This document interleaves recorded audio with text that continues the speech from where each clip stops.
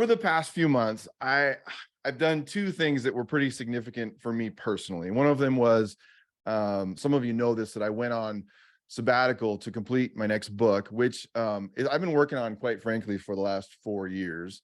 And it's on whole leader development. It's on kind of what is this all about? What does it mean to develop a whole person as a leader? And it's been difficult because it's kind of a big manifesto, especially when you talk about whole being all of it. There's a lot of ground to cover, and trying to figure out you can't cover all the ground. And so that's been one thing. But one of the other things that has been most meaningful to me is I have been able to have conversations with the CEOs and executives that Wild Leaders works with. And when I say that, what I mean is that these are leaders whose organizations are using our Wild Toolkit as their developmental scaffolding for the long haul for the people in their organizations. And I would say this also, one of the cool things about my work and my job is that I feel really integrated in that many of these leaders have become very, very good, dear friends of mine. And many of them are here today.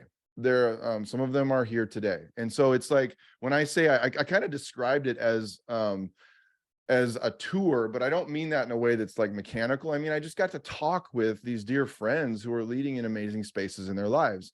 And as I was having these conversations, there were 2 or 3 things that I realized. One is this, that they are more alike than they realize. And the other thing that I realized was that the burdens in the transitions are so real and so deep to them, and sometimes a struggle. And finally, the thing that I realized is this: I am so glad that I became an industrial organizational psychologist rather than a clinical psychologist, because I realized that I am an emotion sponge, and some of the things that they're experiencing, I feel so much of it so deeply that's one of the things. I actually almost went into a clinical psych PhD program, and sometimes I'm like, I would have been a disaster at that work. But what was affirmed once again in me at even more fundamental level is that every leader, so imagine, I just spent all this time, like I just wanted to talk with them about what they're experiencing. And what I heard, if there were some themes, that just like you and just like me, every one of them has a whole and wild story. Every one of them has a story that they whisper out loud, but that sometimes screams out inside of them. A story that is full of both redemption and very real brokenness and fragmentation. A burden and a shift. And that's what this new series is all about, is what are executives and CEOs really talking about? And I think what they're talking about, at least from what I've heard, will resonate with every one of us who is interested in getting real about life, work, and leadership.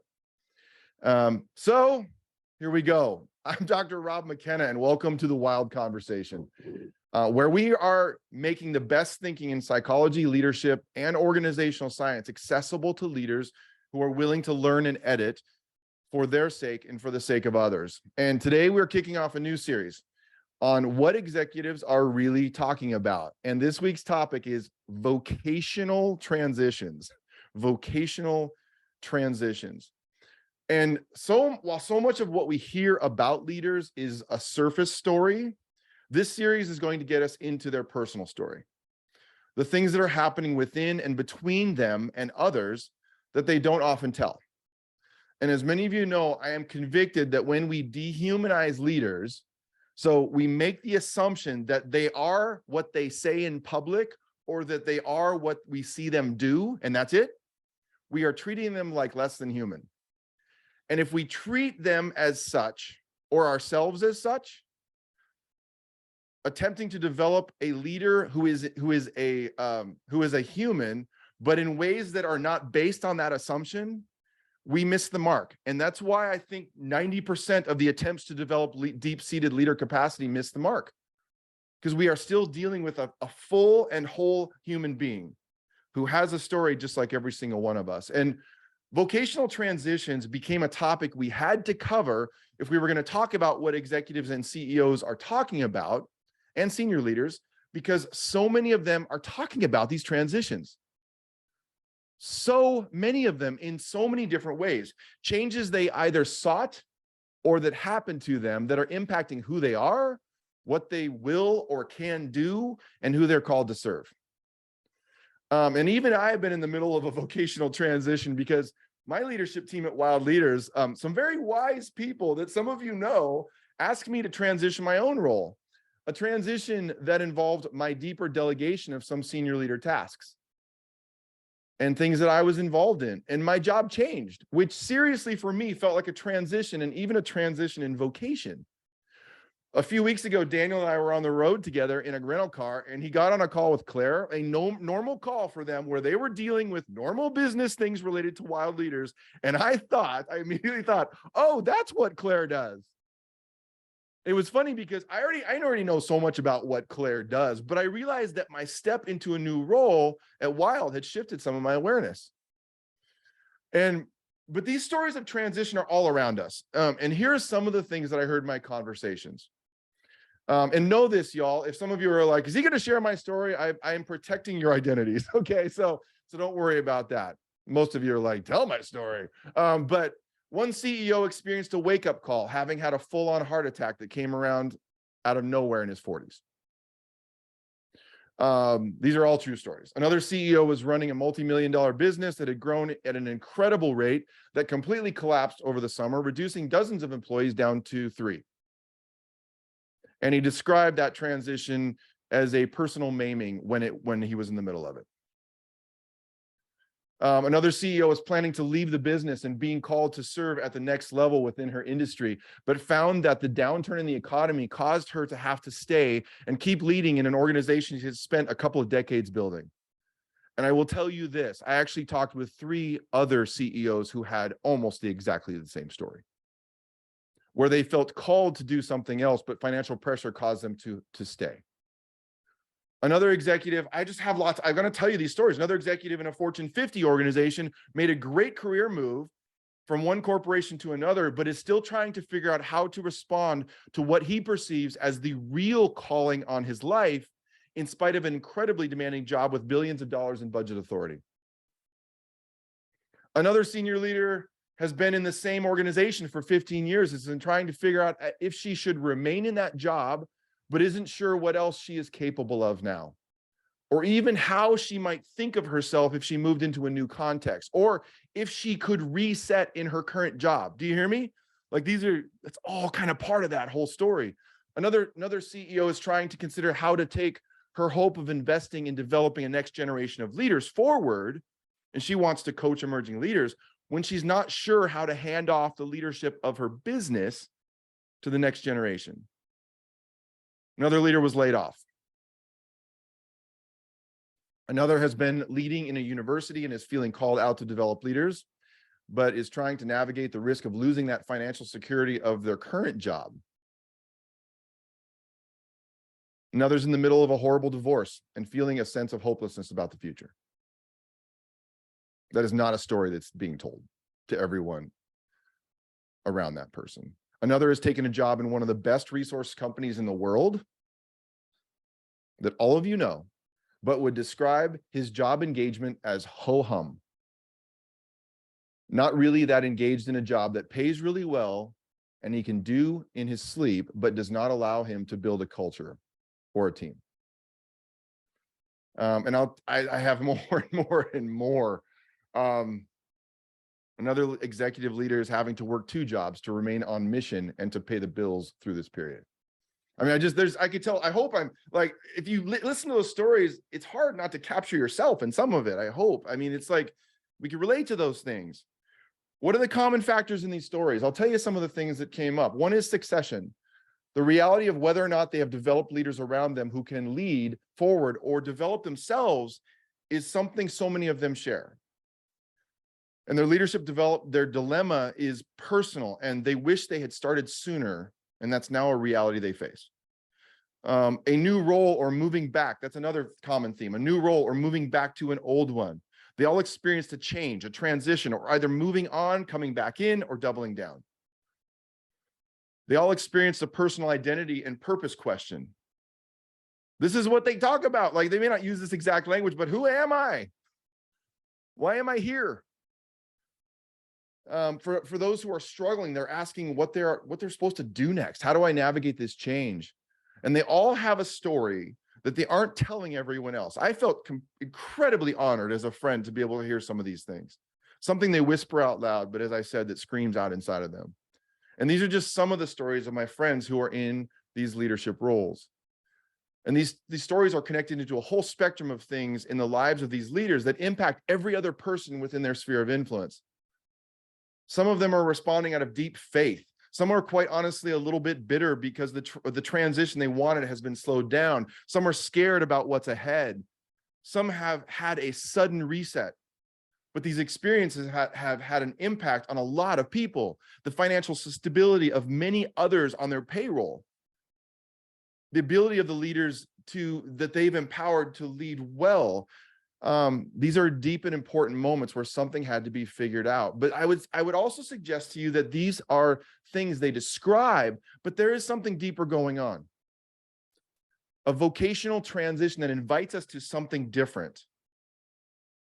A vocational transition is a change or a deepening in what it is that you are called to be or do in the world.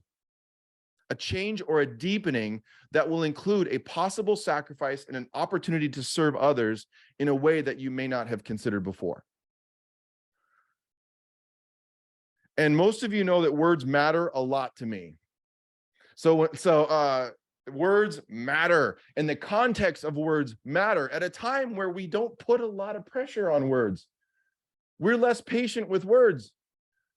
And so I had this last week, I was struck by this, and I can prove that this is true. I want to read you something from the Gettysburg Address. I want to read you something from I don't know, I'm struck by this, Abraham Lincoln's words. And by the way, Abraham Lincoln went through multiple drafts of that address that now sits on the walls at the Lincoln Memorial. And let me read you this. He says, but in a larger sense, we cannot dedicate, we cannot consecrate, we cannot hallow this ground. The brave men, living and dead, who struggled here have consecrated it, far above our poor power to add or detract. The world will little note, nor long remember what we say here, but it can never forget what they did here. It is for us, the living, rather than to be dedicated here to the unfinished work which they who fought here have thus far so nobly advanced. It is rather for us to be here dedicated to the great task remaining before us. And listen to this next line, that from these honored dead, we take increased devotion to that cause for which they gave the last full measure of devotion. I read that to you, and I was going to read a shorter part of it, but the context matters, right, to that last statement. And that's not even the whole statement. But I was so struck by this. He could have said what he would have said today, because it would have fit on a slide that would have gone on Instagram, is this. He would have said, instead of saying what he said, he would have said, for which they died. And what he said was this, that from these honored dead, we take increased devotion to that cause for which they gave the last full measure of devotion. What he says is, for which they gave their the last moment where they could, by their choice, give everything they had to a cause they had literally given their lives to. And so words matter. It's incredible. Words matter. So when it comes to vocational transitions, the words matter and the larger context matters. We are talking about a change in who you are called to be and what you're called to do. And the whole story of these transitions, vocational transition is not just a change in jobs or careers. That's not what these leaders were talking about. It's a change in the calling on your life, an awakening into something new that you are called to do and people you are called to serve. But the whole story of those calls in our lives isn't easy as just go do it. As Daniel Halleck said to me this last week, he said, these transitions for all leaders we work with feel like a murky stew. Why a murky stew? Why would we describe it that way? Because moments of transition bring up all kinds of questions and feelings. Questions are asking they're just amazing. What is my job now? What am I supposed to do now? Why have my plans been interrupted? reconciling their hopes and their realities. How do I know if my people are ready? When should I leave? When should I stay? Did I make a difference? What will it look like when I'm gone? What does a CEO actually need to do? You know that we had one CEO literally did a web search on what a CEO should do. Like, it's just, some of you have been in that role, know what I'm talking about. And they have all kinds of feelings. Some are feeling guilt. Some are feeling useless. Some are feeling frustrated. Some are feeling frightened and scared. Some are, what are they doing? Some of them are overly controlling. Some are releasing. Some are blaming. Some are taking more personal responsibility. They're doing all kinds of different things. And if you find yourself in the middle of a vocational transition, whether you're an executive, a CEO, a parent whose kids are leaving the nest, you have new babies, you're about to have new babies, you lost your job, and you know that it will be an important reset, but you're not sure about that. You took your first job and you realize you hate the work or it feels misaligned. Whatever it is, I think that it's one thing is these are normal developmental things that happen to us or for us. And if there were some things that I would say regarding, so these are the stories that they're telling. And I think one of the things I hope you hear from me is that a vocational transition is more than a job change. There is a whole story. And a vocational challenge, even if they don't use that language, what these leaders were describing so often to me is, why am I here? But sometimes there's a hesitancy to go there and to have that deeper conversation. And so if I were to give you some, these are not pithy tips, I hope, but these are things that in some of our research and some of the things that we see that is working with some of these leaders and that I am attempting to practice myself. Here are a couple of things I think in practice to think about. One is this: to listen. At the root of the word vocation is the word voice. We have hijacked this word to make it a job or a career, but it is quite literally a call. A vocation is literally about a voice. So a vocation is a calling on your life, a transcendent summons. And the reason why I start with listen is because if we aren't listening, therefore, it may not be possible to respond to a vocation. And I think the question is, what does it mean for you to listen? And that might look different for different ones of us. The second thing is this: listen with intent. While a transcendent summons is a call in our lives, we are beings with agency. Our will, our strengths and our weaknesses, our personality and our experiences and our competencies matter. Even our networks of relationships matter. The people that are around us, the teams that surround us. One of the reasons that our process, like the Wild Toolkit, we feel so convicted about this being and what we do is so helpful for leaders is in those transition moments is because they feel like that murky stew is what they're experiencing, and having questions and a scaffolding and some guardrails to tell them where are the boundaries of the game is to figure out is such a powerful thing. So listening with intent. Number 3 is start developing leader capacity in you and in the people around you now. It has to start now. And whether you're a manager for the first time or that transitioning CEO, it's never too late to start. And we just finished an article on how long it takes to develop a leader that we'll be sharing with y'all. And we would say it takes about 3 years to get a leader ready. So beginning the transition, that investment now. And then the last thing is this, is number 4 is see vocational transitions as inherently relational. They happen in community.